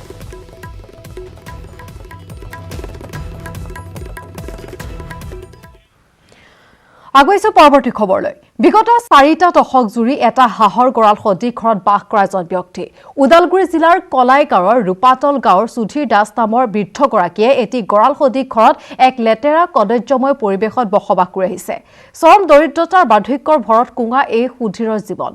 বৰশী আৰু জাল বৈ জীৱন অতিবাহিত কৰা সুধীৰৰ দুখৰ জীৱনৰ আজিলৈকে খবৰ ল'বলৈ আহৰি নহ'ল তথাকথিত শিক্ষিত জ্ঞানী সমাজৰ। সুধীৰৰ দুখৰ জীৱনলৈ প্ৰতিচ্ছবিয়ে কপাই নুতুনিলে কোনো নেতা কিংবা আমোলা বিষয়াৰ। এটি চৰকাৰী গৃহ লাভ কৰিবলৈ সক্ষম নোহোৱা সুধীৰে নাপালে এটকীয়া চাউল কেইটাও, থাকিবলৈ এখন নাই সাধাৰণ বিচনা, খাবলৈ নাই ভাত, পিন্ধিবলৈ নাই কাপোৰ। লকডাউনৰ সময়ত BPL কাৰ্ড নথকা পৰিয়ালক দিয়া 1000 টকাও তেওঁ পাবলৈ সক্ষম হোৱা নাই। যেন প্ৰকৃতাৰ্থত ভুল লুণ্ঠিত হৈছে মানৱ সভ্যতা। সাংবাদিকৰ তৰফৰ পৰা কিছু খাদ্য সামগ্ৰী সুধীৰ দাসক দিয়াৰ পিছত এই দৃশ্য দেখাৰ পিছত প্ৰদান কৰা হৈছে আৰু সাংবাদিকসকলে তেওঁ সহায় কৰিবলৈ আগবাঢ়ি আহিছে। কিন্তু এইসকল লোকৰ বাবে যিসমূহ চৰকাৰী আঁচনি আছে, সেয়া এটকীয়া চাউল হওক বা চৰকাৰী গৃহ হওক বা অন্যান্য যিমান সুবিধা আচলতে ঘোষণা কৰা হয়, কিন্তু দেখা গৈছে বাস্তৱত সকলো লোক তাৰ সেই সুবিধা তেওঁলোকে লাভ নকৰে, কিছু লোক বঞ্চিত হয়। তাৰে প্ৰমাণ হৈছে এইগৰাকী ব্যক্তি সুধীৰ দাস। মোটামুটি 40 বছৰ ধৰি আছে, ধৰক মোৰতো ইমান বয়স হোৱা নাই, এতিয়া মই জানাৰ পৰা আপোনাৰ যিমান বেমাৰ আজাৰ হ'লেও মানে মোক খবৰ দিয়ে, মই আহি পেলাই মোৰ যিখিনি প্ৰাপ্য পাৰোঁ আৰু সেইখিনি তেওঁক দিওঁ আৰু সেইখিনি সহায় কৰোঁ। লকডাউনৰ সময়ছোৱাত দেখা পোৱা গৈছে দৰিদ্ৰজনক খাদ্য সামগ্ৰী যোগান ধৰিছে বহু হৃদয়বান লোকে। ঢেকীয়াজুলিৰ সমূহীয়া ৰান্ধনীশাল পাতি আৰ্তজনক আহাৰ যোগান ধৰিছে একাংশ লোকে। ঢেকীয়াজুলিৰ বিধায়ক অশোক সিংহালৰ তৎপৰতাত বিগত 34 দিনে এমুঠি অন্ন যোগান ধৰিছে একাংশ লোকে। সমূহীয়া ৰান্ধনীশালত দৈনিক 8000 টকা ব্যয়েৰে 300ৰ অধিক লোকক ভাতৰ টোপোলা যোগান ধৰি অহা হৈছে। দিন হাজিৰা, ঠেলাৱালা, ৰিক্সাৱালা আদিকে ধৰি বিভিন্ন লোকে যাতে লকডাউনৰ সময়ছোৱাত লঘোণে থাকিব নালাগে, তাৰ বাবে এই পদক্ষেপ। ঢেকীয়াজুলিৰ সংবাদদাতা হৰেণ ভূমিজৰ এক প্ৰতিবেদন আগবঢ়াইছোঁ এই বিষয়ৰ সন্দৰ্ভত। হয়, সাহায্য বিতৰণৰ দৃশ্য আমি বহু দেখুৱালোঁ। সংকটৰ সময়ত বহু হৃদয়বান লোকে দুখীয়া দৰিদ্ৰ লোকৰ কাষত থিয় হৈ সহায় হাত আগবঢ়ালে একাংশ দৰিদ্ৰ পৰিয়ালক। কিন্তু আজি আমি এটা দৃশ্য দেখুৱাম, এটা ব্যতিক্ৰম দৃশ্য। একাংশ হৃদয়বান লোকে ঢেকীয়াজুলিৰ তেওঁলোকে একগোট হৈ লকডাউনৰ সময়ছোৱাত বিগত এমাহ ধৰি লকডাউনৰ সময়ছোৱাত যিসকল দুখীয়া দৰিদ্ৰ লোকে এমুঠি অন্নৰ কাৰণে হাহাকাৰ কৰিছে সেইসকল লোকক অন্নদান কৰিছে এনেধৰণে দৈনিক এবাৰকৈ তেওঁলোকে ইয়াত আহাৰৰ ব্যৱস্থা কৰিছে আৰু যাৰ বাবে দৈনিক ইয়াত লানি নিচিঙা ভিৰ হয় বহু লোকে ইয়াত যিসকল দুখীয়া দৰিদ্ৰ লোক আছে সেইসকল লোকে ইয়াত আহাৰ গ্ৰহণ কৰিবৰ কাৰণে আহে লকডাউনৰ সময়ত দুখীয়া দৰিদ্ৰ লোকসকলে যথেষ্ট খাদ্যৰ সংকটত সন্মুখীন হ'ব লগা হৈছে সেই সময়তে ঢেকিয়াজুলিত একাংশ সচেতন লোক সামাজিক সংগঠনে একগোট হৈ তেওঁলোকে উদ্যোগ লৈছিল যে নিতৌ আচলতে ইয়াত এনেধৰণে অন্ন যোগান ধৰিব দুখীয়া দৰিদ্ৰ লোকসকলক আহাৰ যোগান ধৰিব সেই পদক্ষেপ তেওঁলোকে কৰি আহিছে বিগত 32 দিনে লকডাউনৰ সময়ছোৱাত এনেধৰণে তেওঁলোকে আহাৰৰ ব্যৱস্থা গ্ৰহণ কৰিছে আচলতে এই দৃশ্যই আচলতে মানৱীয়তা আছে আজিও আছে সেয়া তাকে প্ৰতিপন্ন কৰিছে আমি দেখুৱাইছোঁ পোনে পোনে আমি কথা পাতিব চেষ্টা কৰিম যিসকল আচলতে উদ্যোক্তা এই উদ্যোক্তাসকল এটা উঠিব উদ্যোক্তাসকলৰ লগত কথা পাতিব চেষ্টা কৰিম কি ক'ব কেনেধৰণৰ অনুভৱ নাই আমাৰ লকডাউনৰ দ্বিতীয় দিনৰ পৰাই আজি 36 দিন আমি একেৰাহে ঢেকিয়াজুলিৰ যিসমূহ স্বেচ্ছাসেৱী সংগঠন আছে ব্যৱসায়িক সংগঠন বিশেষকৈ first hope NGO Dhekiajuli truck ব্যৱসায়িক সন্থা মাৰোৱাৰী পঞ্চায়ত ইয়াৰ হিন্দীভাষী ছট পূজা কমিটি সংঘৰ্ষী ক্লাব এই সকলোৱে মিলি আৰু বিশেষভাৱে বিধায়কগৰাকীৰ তৎপৰতাত এই অন্নদান কাৰ্যসূচী চলি আছে আৰু আমি নিয়াৰিকৈ সকলোৰে সহায় সহযোগৰ মাজেৰে আমি প্ৰতিদিনে 300তকৈ অধিক মানুহক আমি গৰীব মানুহ আৰু প্ৰায়খিনিয়ে যিখিনি ৰেচন কাৰ্ড নাই সেই দৰিদ্ৰসকলক আমি অনুদান চলাই নিছোঁ আৰু ইয়াত নিয়াৰিকৈ চলি গৈছে আৰু তাৰ কাৰণে আমাৰ ইয়াৰ যিসকল NGOৰ বা অন্যান্য স্বেচ্ছাসেৱী সংগঠনৰ কৰ্মকৰ্তা বা আমাৰ যিসকল সদস্য আটাইতকৈ সুখী যে আচলতে মানৱতাৰ আমি এটা গুৰুত্বপূৰ্ণ ভূমিকা লৈছোঁ আৰু অনিৰ্দিষ্ট কাললৈ যেতিয়ালৈকে সম্ভৱ হয় আমি বা প্ৰয়োজনে আমাক তাগিদা দিয়ে আমি অনুষ্ঠানটো আমি অনুদান কাৰ্য চলাই যাম আপোনালোকে ইয়াতে ব্যস্ত থাকি খাদ্য যোগান ব্যৱস্থা কৰি আছে হয় কৰি আছোঁ আৰু ইয়াত সম্পূৰ্ণভাৱে যি চৰকাৰী নীতি ব্যৱস্থা বা যি সামাজিক দূৰত্ব শাৰীৰিক দূৰত্ব তাক ৰক্ষা কৰি ইয়াত পেকেটিং কৰা হয় আৰু পেকেটিং কৰি পেলাই দিয়া হয় আৰু তেওঁলোকে নিৰ্দিষ্ট দূৰত্বৰ পৰা আহি এই গৰীব দুখীয়া আত্মজনে আহি ইয়াৰ পৰা আমাৰ খাদ্য লৈ যায় হয় নিশ্চয়কৈ আৰু লোক আছে তেখেতসকলৰ পৰা জানিব চেষ্টা কৰিম উদ্যোক্তাসকল কেনেকুৱা অনুভৱ এটা মহান কাম কৰিছে আপোনালোকে বহুত ভাল লাগিছে এই বিপদৰ সময়ত যে আমি দুমুঠি অন্ন যোগান ধৰিব পাৰিছোঁ তাৰ কাৰণে আমাৰ মানে খুব ভাল লাগিছে কেইদিন হ'ল আজি আপোনালোক আজি 36 ডেজ কিমান দিনলৈকে চলিব যেতিয়ালৈকে লকডাউন থাকিব তেতিয়ালৈকে আমি পুৰা সম্পূৰ্ণ চেষ্টা কৰিম যাতে আমি দুমুঠি অন্ন সকলোকে যোগান ধৰিব পাৰোঁ ডেইলি আপোনালোকৰ কিমান খৰচ হয় ইয়াৰ ডেইলি আমাৰ 7,000 to 8,000 খৰচ হয় হয় দিন দুপৰতে ডেমকেয়াৰ নাহৰ ফুটুকি কেমেৰাত আবদ্ধ হ'ল নাহৰ ফুটুকিৰ মুক্ত বিচৰণৰ দৃশ্য খাদ্যৰ সন্ধানত জনবসতিপূৰ্ণ অঞ্চলত বিচৰণ কৰিছে নাহৰ ফুটুকিটোৱে গোলাঘাট পুলিবৰ নৰাগাঁৱৰ দৃশ্য দেখুৱাব বিচাৰিছোঁ কিদৰে খাদ্যৰ সন্ধানত এতিয়া বিচৰণ কৰিছে নাহৰ ফুটুকিটোৱে দীৰ্ঘদিন ধৰি অঞ্চলটোৰ বহু লোকৰ গৰু ছাগলী গাহৰি ভক্ষণ কৰি সন্তাসৰ সৃষ্টি কৰি আহিছে নাহৰ ফুটুকিটোৱে উল্লেখ কৰিব পাৰি যে দুবছৰ এই অঞ্চলটোত পিঞ্জৰাবদ্ধ হৈছে 2 বছৰত 9টাকৈ নাহৰ ফুটুকি আৰু আজিৰ দৃশ্য আমি দেখুৱাইছোঁ গোলাঘাট পুলিবৰ নৰাগাঁৱৰ দৃশ্য খাদ্যৰ সন্ধানত বিচৰণ কৰিছে নাহৰ ফুটুকিটোৱে আৰু দীৰ্ঘদিন ধৰি অঞ্চলটোৰ বহু লোকৰ গৰু ছাগলী গাহৰি ভক্ষণ কৰি সন্তাসৰ সৃষ্টি কৰি আহিছিল এই নাহৰ ফুটুকিটোৱে আৰু 2 বছৰত এই অঞ্চলটোত পিঞ্জৰাবদ্ধ হৈছে 9টাকৈ নাহৰ ফুটুকি আমাৰ এই বগৈজেঙত বাঘৰ উপদ্ৰৱ আজি বগৈজেং নৰাগাঁৱত আজি 4-5 বছৰৰ পৰা বাঘৰ উপদ্ৰৱ চলি আছে আৰু যোৱা আপোনাৰ এপ্ৰিলৰ 22 তাৰিখে এটা ধৰি নিয়া হৈছে বাঘ তাৰপৰা আৰু ইয়াত এতিয়া মুক্ত বিচৰণ কৰি আছে দিনতে ওলাই আছে বাঘ 4-5টা বাঘ ইয়াতে ঘূৰি ফুৰিছে যেন তেনি কালি আমি ইনে বাগানলৈ যাওঁতে দেখিছোঁ যে বাঘ মানে দিনতে বিচৰণ কৰি ফুৰিছে ইয়াত আৰু ইয়াত 4-5টামান বাঘ আছে গৰু ছাগলী খাই গৰু ছাগলীটো খাই আছে গৰু ছাগলী আপোনাৰ মেলিবলৈ এতিয়া ভয় হৈছে আৰু মানে বাগানত পাত চাত ছিঙিবলৈ দিগদাৰ হৈছে আৰু ইয়াত জলকীয়া খেতি আছে জলকীয়া খেতি তলত সোমাই থাকে বুলি ভয় হৈছে এতিয়া মানে ইমানেই বাঘ হৈছে আমাৰ ইয়াত ইয়াৰ আগত কিমানটা ধৰিলে ইয়াৰ আগত আমাৰ 9টা ধৰা হৈছে আৰু বাঘ আছেই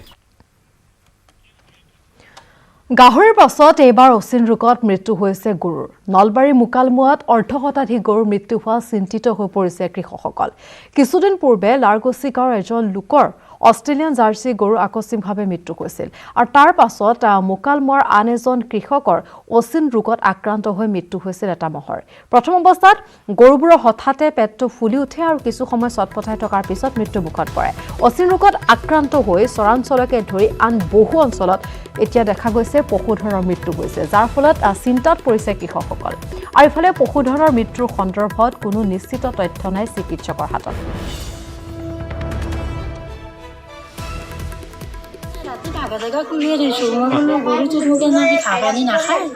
তাৰে পৰা ৰাতি পেট নুখুচে ধৰি আধা ৰাতিত মচি চাই আছোঁ শুনি কৰি তাৰে পিছদিনা আৰু সেইটো সেনা হ'ল ডাক্তৰ মাতিলোঁ 4টা বেজি দি গ'ল লকডাউনৰ মাজত গোলাঘাট সৰুপথাৰ তীব্ৰ চাঞ্চল্য সীমান্তৱৰ্তী চুঙাজানৰ ৩ নম্বৰ শান্তিপুৰ গাঁৱত মাটিত পুতি থোৱা অৱস্থাত উদ্ধাৰ 9mm পিষ্টল সহ 3 সক্ৰিয় গুলী নৱজিত বৰা নামৰ এজন লোকৰ বাৰীত খান্দি থাকোঁতে উদ্ধাৰ হৈছে পিষ্টল বাৰীত মাটি খান্দি থাকোঁতে এটা কিশোৰে পিষ্টলটো প্ৰত্যক্ষ কৰি পৰিয়ালক খবৰ দিয়ে পাছত ঘটনাস্থলীত আৰক্ষী উপস্থিত হৈ উদ্ধাৰ কৰে পিষ্টলটো ঘটনা সন্দৰ্ভত এই পৰ্যন্ত কোনো লোকক আটক কৰা হোৱা নাই আৰক্ষীৰ তদন্তৰ পাছত পোহৰলৈ আহিব এই ৰহস্যৰ উৰপৰিবৰ পোহৰলৈ আহিব সমগ্ৰ ঘটনা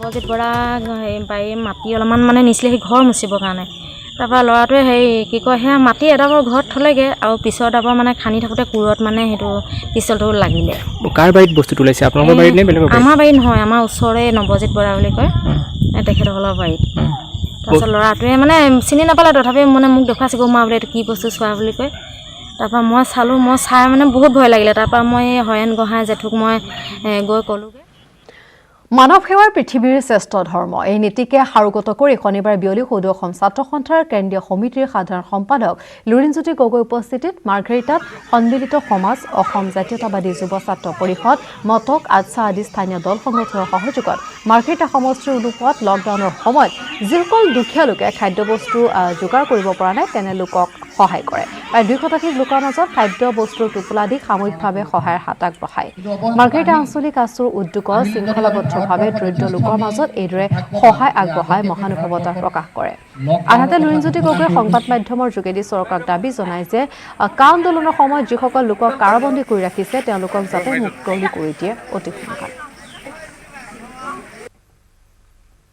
ইয়াত সদৌ অসম ছাত্ৰ সন্থা যুৱ ছাত্ৰ পৰিষদ মটক যুৱ ছাত্ৰ সন্মিলন নৰাণ ছাত্ৰ সন্থা আদছা আটাচু সকলোৱে সন্মিলিতভাৱে ৰাইজক সহায় কৰিবৰ কাৰণে আজি এই বিশেষ সাহায্য অভিযানৰ কাৰ্যসূচী ইয়াত আৰম্ভণি কৰিছে ইতিমধ্যে তেওঁলোকে এনেকুৱা ধৰণৰ সাহায্য অভিযান বিভিন্ন প্ৰান্তে প্ৰান্তে তেওঁলোকে কৰিয়ে আহিছিল আৰু এই প্ৰক্ৰিয়া ধাৰাবাহিকভাৱে অব্যাহত থাকিব যেতিয়ালৈকে লকডাউন থাকিব কাৰণ দ্বিতীয় পৰ্যায়ৰ লকডাউনৰ সামৰণিৰ পিছত তৃতীয় পৰ্যায়ৰ লকডাউনো আৰম্ভ হ'ব অহা 4 তাৰিখৰ পৰা বহু শিথিলতা আহিলেও কিন্তু মৌলিক যিবোৰ সমস্যা খাদ্যৰ সমস্যা অত্যাৱশ্যকীয় সামগ্ৰীৰ সমস্যা বা মানুহৰ যিটো তেওঁলোকে দিন মজুৰি কৰি উৎপাদন বা তেওঁলোকে অৰ্থ আৰ্জন কৰা এই গোটেই কথা বতৰাবোৰৰ স্থবিৰতা বা তেনেকুৱা ধৰণৰ বাধা নিশ্চয়কৈ থাকিব গতিকে তেনেকুৱা এটা সময়ত আমি কিছু সকাহ দিবৰ কাৰণে আমি প্ৰয়াস কৰিছোঁ ক্ষুদ্ৰ প্ৰয়াস কাৰণ এইটো এটা মানুহৰ দায়িত্ব আৰু মই এইটো কথা বাৰে বাৰে কৈ আহিছোঁ যে মানৱ সেৱাই পৃথিৱীৰ শ্ৰেষ্ঠ ধৰ্ম কা আন্দোলনৰ লগত জড়িত হৈ থকা যিসকল ব্যক্তি আছে যিসকল কৰায়ত্ব কৰি জেলত নিক্ষেপ কৰিছে সকলোকে মুক্তি দিব লাগে গতিকে এইটো সময়ত বিশেষকৈ সংকটৰ মুহূৰ্তত মানুহলৈ অহা সংকট মানৱ জাতিলৈ অহা ভয়াৱহতাৰ সময়ত এইটো এটা মানৱীয় দায়িত্ব যিটো কথা পৃথিৱীত বিভিন্ন প্ৰান্তৰ চৰকাৰসমূহে তেওঁলোকে গ্ৰহণ কৰিছে এই গণসংগ্ৰামত জড়িত হৈ থকা প্ৰতিগৰাকী বন্দীক মুক্তি দিবৰ কাৰণে ব্যৱস্থা গ্ৰহণ কৰিব লাগে দুপৰ শিৰোনামত এবাৰ খবৰ বাক্সাত মৰেল পুলিচিঙৰ ঘটনা সংঘটিত হৈছে এহাল যুৱক যুৱতীক মাৰপিট এটা উন্মাদ দলৰ যুৱতীগৰাকীৰ শ্লীলতাহানিৰ অপচেষ্টা দলটোৰ মোবাইলত ভিডিঅ' ৰেকৰ্ডিং কৰি এই উন্মাদ দলটোৱে ছ'চিয়েল মিডিয়া যোগে ভাইৰেল কৰিছে ঘটনাৰ ভিডিঅ' যুৱক যুৱতীহাল অনৈতিক কাৰ্যত লিপ্ত থকাৰ অভিযোগ উত্থাপন কৰিছে আৰু সেই অভিযোগৰ ভিত্তিত এনেদৰে যুৱতীগৰাকীৰ শ্লীলতাহানিৰ চেষ্টা কৰিছে আৰু এহাল যুৱক যুৱতীক মাৰপিট কৰিছে এটা উন্মাদ দলে মৰেল পুলিচিঙৰ ঘটনা বাক্সাত সংঘটিত হৈছে এহাল যুৱক যুৱতীক মাৰপিট কৰিছে এটা উন্মাদ দলে যুৱতীগৰাকীৰ শ্লীলতাহানিৰ অপচেষ্টা কৰিছে মোবাইলত ভিডিঅ' ৰেকৰ্ডিং কৰি উন্মাদ দলটোৱে ছ'চিয়েল মিডিয়া যোগে ভাইৰেল কৰিছে ঘটনাৰ ভিডিঅ' যুৱক যুৱতীহাল অনৈতিক কাৰ্যত লিপ্ত থকাৰ অভিযোগ উত্থাপন কৰি এনেদৰে মৰেল পুলিচিঙৰ কাণ্ড সংঘটিত কৰিছে বাক্সাৰ এই লোকসকলে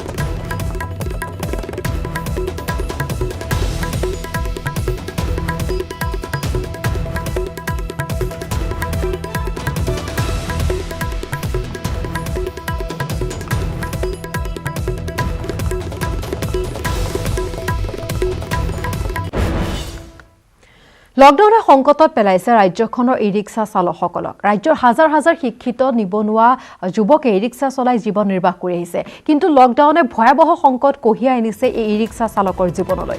বেছিভাগ নিবনুৱা যুৱকে ধাৰ ঋণ লৈ কেনেবাকৈ ক্ৰয় কৰিছিল এখন ই ৰিক্সা। মাহৰ মূৰত কিবাকৈ কিস্তিৰ ধন পৰিশোধ কৰি আহিছিল যদিও এমাহে পৰিশোধ কৰিব পৰা নাই কিস্তিৰ ধন। আনহাতে ই ৰিক্সাসমূহৰ বেটাৰীবোৰ নষ্ট হৈ যোৱাৰ উপক্ৰম হৈছে আৰু এইসকল ই ৰিক্সা চালকৰ বাবে এতিয়া পৰিয়াল চলোৱাটো কঠিন হৈ পৰিছে। ৰাজ্যৰ ই ৰিক্সা চালকসকলৰ সংকটৰ সময়ত চৰকাৰক সহায়ৰ হাত আগবঢ়াবলৈ আহ্বান জনাইছে বৰপেটা জিলা ই ৰিক্সা চালক সন্থাই। তেওঁলোকে দাবী কৰিছে লকডাউনৰ ফলত ব্যক্তিগত যিসমূহ ক্ষতিগ্ৰস্ত হৈছে ৰাজ্যৰ ই ৰিক্সা চালক তেওঁলোকৰ পৰিয়ালক অলপ সকাহ দিবৰ বাবে অন্তত কিছু পৰিমাণে হ'লেও আৰ্থিক সাহায্য যাতে আগবঢ়ায়।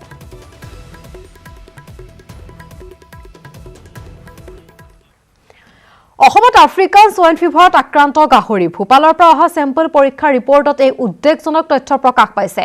এই ফিভাৰৰ কোনো ঔষধৰ প্ৰতিষেধক নাই। 7খন জিলাত হ'ব গাহৰিৰ ৰেণ্ডম টেষ্টিং। মুখ্যমন্ত্ৰীৰ বৈঠকৰ অন্তত মন্ত্ৰী অতুল বৰাৰ এই মন্তব্য, সংক্ৰমণ ৰোধৰ বাবে লোৱা হ'ব কঠোৰ ব্যৱস্থা। গাহৰিৰ পৰা মানুহলৈ নিবিয়পে এই ফিভাৰ। প্ৰথমে অৰুণাচলত আফ্ৰিকান সোয়াইন ফিভাৰত আক্ৰান্ত হৈছিল গাহৰি। অসমৰ ধেমাজিৰ জোনাইত প্ৰথমে আফ্ৰিকান সোয়াইন ফিভাৰত আক্ৰান্ত হৈছিল গাহৰি। আৰু ইফালে কাজিৰঙা ৰাষ্ট্ৰীয় উদ্যানত উদ্ধাৰ হৈছে 21টাকৈ গাহৰিৰ মৃতদেহ। ব্ৰহ্মপুত্ৰত উটি অহা গাহৰিৰ মৃতদেহকেইটা উদ্ধাৰ কৰা হৈছে ৰাষ্ট্ৰীয় উদ্যানখনৰ 6ষ্ঠ সংযোজন এলেকাত। কোনো লোকে ব্ৰহ্মপুত্ৰত পেলাই দিয়া গাহৰিৰ এই মৃতদেহ নদীয়েদি উটি আহি কাজিৰঙা সোমোৱা বুলি জানিবলৈ দিছে উদ্যান কৰ্তৃপক্ষই। মৃত গাহৰিকেইটা সোয়াইন ফিভাৰত আক্ৰান্ত বুলি সন্দেহ কৰিছে কাজিৰঙা ৰাষ্ট্ৰীয় উদ্যান কৰ্তৃপক্ষ।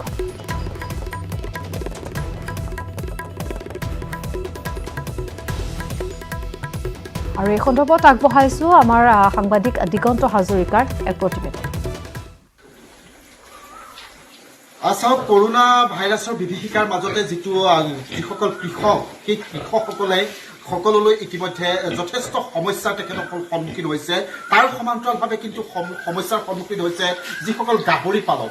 ইতিমধ্যে অসমীয়া বহু যুৱকে কিন্তু বৰ্তমান সময়ছোৱাত গাহৰি পালন কৰি তেওঁলোকে স্বাৱলম্বিতাৰ এক নিদৰ্শন দাঙি ধৰিছে। মই এখন বিশেষ ফাৰ্মত আছো। এই ফাৰ্মখন এগৰাকী যুৱ কৃষকৰ, নৱনিধি গগৈ নামৰ এগৰাকী যুৱ কৃষকৰ তেওঁ ঘৰ তিয়কত। আৰু তেওঁ দেখিছে খুব সুন্দৰভাৱে তেওঁ যি বিজ্ঞানসন্মতভাৱে এইখন ফাৰ্ম তৈয়াৰ কৰিছিলে। তেওঁ কেইবাশ গাহৰি ইয়াতে পালন কৰে আৰু সেই ক্ষেত্ৰতে আৰু তেওঁ ইতিমধ্যে আমি পূৰ্বতেও তেওঁৰ ওপৰত আমি প্ৰতিবেদন দাখিল কৰিছো। তেওঁ এগৰাকী নাম জ্বলা খেতিয়ক বুলি ক'লেও ভুল কোৱা নহয়। এই সময়ছোৱাত তেওঁ কেনেকুৱা ধৰণৰ সমস্যাৰ সন্মুখীন হৈছে, যিহেতু এতিয়া গাহৰি মাংস বজাৰত বেন কৰি দিয়া হৈছে আৰু এই ক্ষেত্ৰত যিহেতু এটা সোয়াইন ফিভাৰ অহাৰ কথা ইতিমধ্যে সদৰি কৰিছে। কেনেকুৱা ধৰণৰ সমস্যাৰ সন্মুখীন হোৱা হৈছে বা এইকেইদিন গাহৰি পোহপাল দিওঁতে সমস্যাৰ সন্মুখীন হোৱা হৈছে? আচলতে সমস্যাটো হৈছে কৰোনা ভাইৰাছৰ আক্ৰান্তৰ সময়ত মানে এনেকুৱা হৈছে, আমাৰ এতিয়াতো আমি অৰ্থনৈতিকভাৱে একেবাৰে পিছ পৰি গৈছো। আমাৰ যিখিনি আৰু ইয়াৰ লগতে সময় দুপৰৰ শিৰোনামৰ পৰা বিদায় লোৱাৰ। নমস্কাৰ।